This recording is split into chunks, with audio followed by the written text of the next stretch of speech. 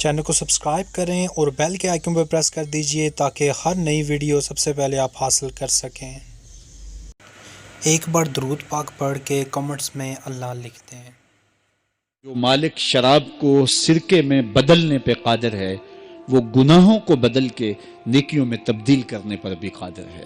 تو کہا کہ جب تم سچے دل سے توبہ کرو گے تو میں یہ نہیں دیکھوں گا کہ تمہارے دامن پہ گناہ کتنے ہیں، تمہارے دامن پہ دھبے کتنے ہیں، میں یہ دیکھوں گا کہ تم میری دہلیز پہ آ گئے ہو، پھر تمہارے سارے گناہ مٹا کے نیکیوں میں تبدیل کر دوں گا۔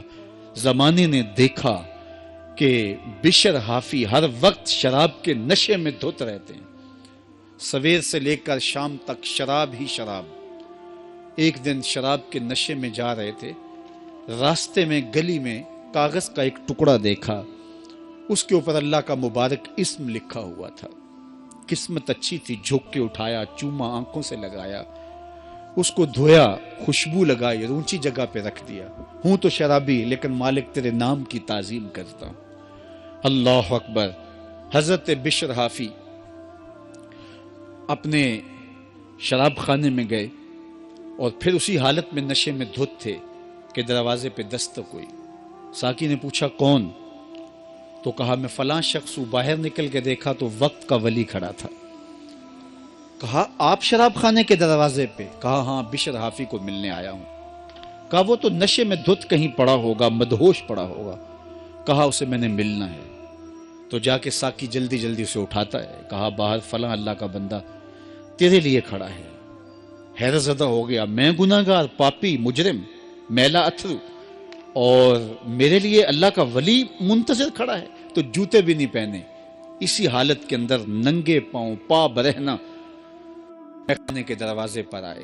تو اللہ کا وہ بندہ، وہ ولی کامل کہتا ہے بشر تمہیں مبارک ہو، اللہ نے تجھے اپنا حبیب بنا لیا ہے۔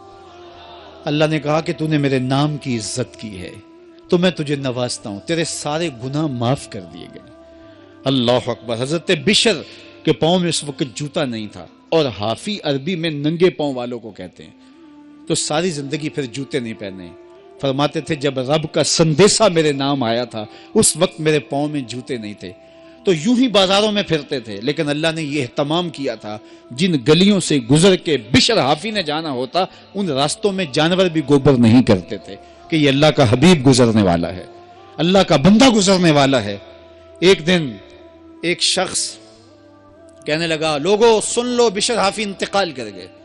اس نے کہا تم نے کس سے سنا؟ کہا سنا کسی سے نہیں، یہ جو راستہ بشر حافی کے گھر سے مسجد کو آتا ہے اس گھر میں گوبر پڑا ہوا ہے، اس کا مطلب یہ ہے کہ بشر آج اس راستے سے آنے والے نہیں ہیں۔